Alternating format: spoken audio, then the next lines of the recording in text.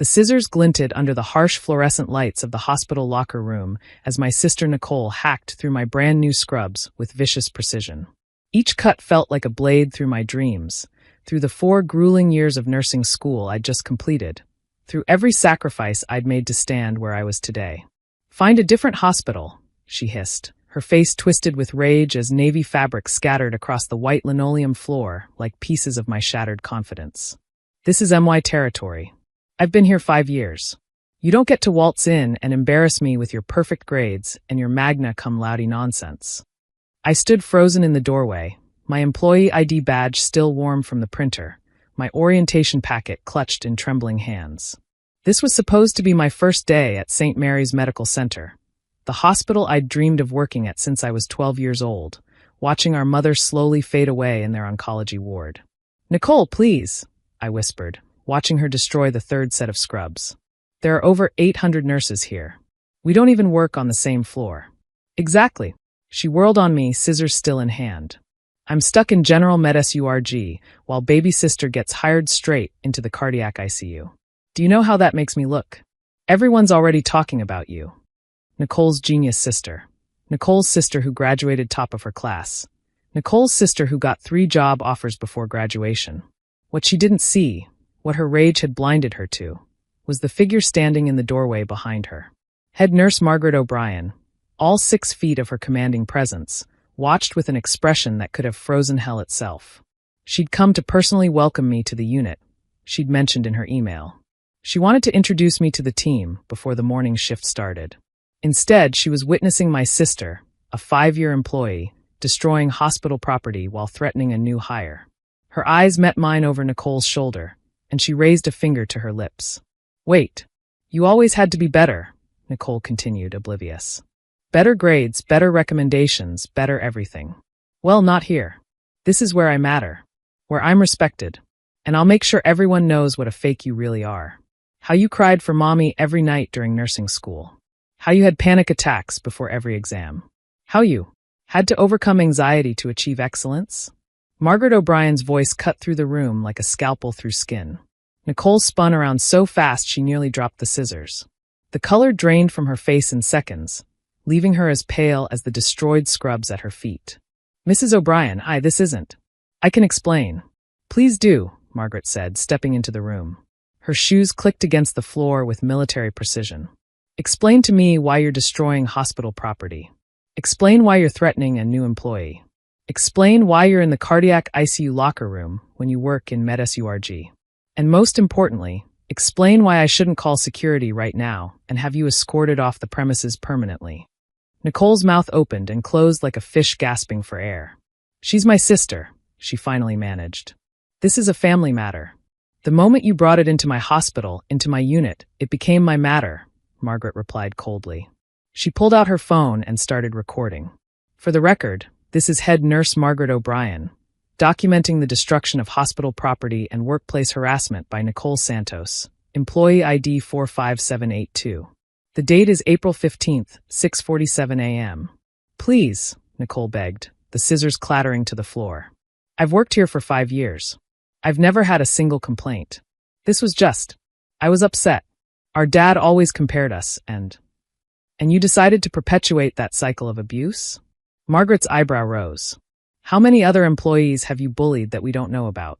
How many stayed silent because you've been here longer?" The question hung in the air like a heart monitor's final beep. I knew the answer.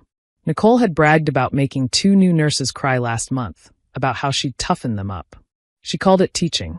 Everyone else called it what it was when she wasn't around, bullying. "Savannah," Margaret turned to me, her voice softening slightly. "Are you hurt?" "No, ma'am. Just shocked." "Understandably. Those were your scrubs?" "Yes, ma'am. All 3 pairs I bought for orientation." Margaret nodded, then turned back to Nicole. "That's $180 worth of destroyed uniforms, plus the trauma of workplace harassment before even starting the job. Security will be here in 2 minutes. You have that long to decide whether you want to resign with a neutral reference or be terminated with cause, which will go on your permanent record and be reported to the nursing board." Nicole's legs gave out. She sank onto the bench, her face in her hands.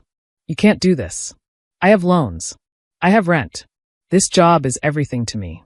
And yet you were willing to destroy your sister's chance at the same opportunity, Margaret observed. Savannah, did you want to press charges for destruction of property and harassment? I looked at my sister, crumpled on the bench surrounded by the fabric pieces of what had been my first day outfit. Part of me wanted to say yes, to let her face the full consequences of her actions. But then I remembered what our mother said during her last week in this very hospital. Take care of each other. You're all you have left. No charges, I said quietly. But I want no contact at work. Different shifts if necessary. Margaret studied me for a moment, then nodded. Security's here, she announced as 2 guards appeared in the doorway. Nicole Santos, you have 30 seconds to make your decision. Nicole looked up at me, tears streaming down her face. Savannah, please. Talk to her. Make her understand. I'm sorry, okay? I've worked so hard to be good enough. And then you show up and what? I finally found my voice. Earned my place through my own merit? Nicole, I didn't graduate magna cum laude despite you.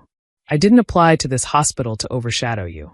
I came here because Mom died here, and the nurses in this place, in this very unit, made her last days bearable. I wanted to be that for someone else's family. 20 seconds, Margaret announced. But they already love you, Nicole sobbed. Dr. Harrison mentioned you in the staff meeting. Said you had the highest NCLEX score he'd seen in 10 years. I've been here 5 years, and he doesn't even know my first name. Because you spend more energy tearing others down than building yourself up, Margaret said bluntly. 10 seconds. I'll resign, Nicole whispered. The room fell silent except for the hum of fluorescent lights and the distant sounds of the hospital waking up for the morning shift. Margaret nodded to the security guards, who stepped back but remained present. You have 1 hour to clean out your locker and return your badge. HR will mail your final check. Your resignation will be listed as personal reasons if anyone calls for a reference. But if I hear you've come within 100 feet of this hospital or contacted any staff member about this incident, I'll file a formal complaint with the state nursing board. Understood. Nicole nodded mutely, then looked at me one last time. I suppose you're happy now. You got what you wanted. No, I said sadly. I wanted a sister who'd be proud of me, who'd show me around on my first day, who'd grab coffee with me between shifts and complain about difficult patients. I wanted us to finally work together instead of against each other. But you chose this instead. Nicole fled the room, the security guards following at a respectful distance. Margaret waited until their footsteps faded, then turned to me with a completely different expression, warm and genuinely concerned. Well, she said, this isn't how I planned to welcome you to St. Mary's. I laughed, but it came out more like a sob. The adrenaline was wearing off, leaving me shaky and exhausted before my shift even began. Margaret walked over to a locker and pulled out a set of navy scrubs, tags still on. These are mine, but we're about the same size. Consider them a welcome gift and an apology for what you just experienced. You don't have to. Savannah, she interrupted gently, can I share something with you? 30 years ago, I was the new grad with the highest NCLEX score. My older brother worked in the radiology department here. He tried something similar, not scissors, but sabotage nonetheless.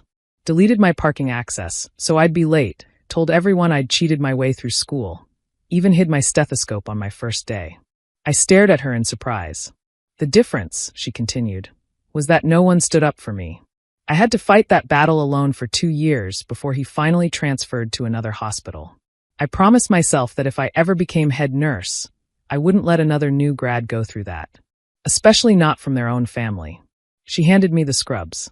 Your mother was one of my patients 15 years ago, before I moved to cardiac. Elena Santos, room 314, right? My eyes widened. You remember her? I remember she talked about her 2 daughters constantly. How proud she was of both of you. How she hoped you'd both become nurses and take care of each other. Margaret's expression was sad but kind. She would have been heartbroken to see what happened today, but proud that you chose compassion over revenge. I clutched the scrubs, fighting back tears. I don't know if I made the right choice. She'll just do this to someone else. Maybe, Margaret agreed. Or maybe losing this job will be the wake-up call she needs. Either way, it's not your responsibility to fix her. Your responsibility is to become the excellent nurse I know you can be. She checked her watch. You have 30 minutes before orientation starts. Get changed, grab a coffee from the break room. The real stuff, not the swamp water from the vending machine, and meet me at the nurse's station. I want to introduce you to the team properly. As she turned to leave, she paused. Oh, and Savannah? That NCLEX score? It wasn't the highest in 10 years. It was the highest in the hospital's history. Dr. Harrison undersold it because he knew about your sister's competitiveness issues. We've been watching the situation, hoping she'd handle your arrival professionally. I came early specifically to run interference if needed. I just didn't expect to need it quite this dramatically. You knew this might happen? We suspected. 3 nurses have requested transfers from MedSURG in the last year, all citing personality conflicts with your sister. HR had been building a case, but she was always careful enough to avoid witnesses. Margaret smiled grimly. Until today. After she left, I stood alone in the locker room, surrounded by the destroyed remnants of what should have been my perfect first day. But as I changed into Margaret's scrubs, which fit perfectly, as if the universe had planned this, I realized something. Nicole had tried to cut up my dreams, but she'd only destroyed fabric. The dreams themselves, the knowledge, the compassion I wanted to bring to my patients, those were intact. If anything, they were stronger now, tempered by this bizarre trial by fire. My phone buzzed. A text from an unknown number. This is HR. We've processed the incident report. The hospital will reimburse you for the destroyed uniforms and provide you with a full set from our supplier. Also, the chief of medicine would like to meet with you this afternoon. Not about the incident, about the research position that's opening up in cardiac. Your thesis on post-operative arrhythmias caught his attention. Welcome to St. Mary's. I smiled, then looked up at the ceiling. Thanks, Mom, I whispered. I think your nurse friends are looking out for me. The morning shift was starting.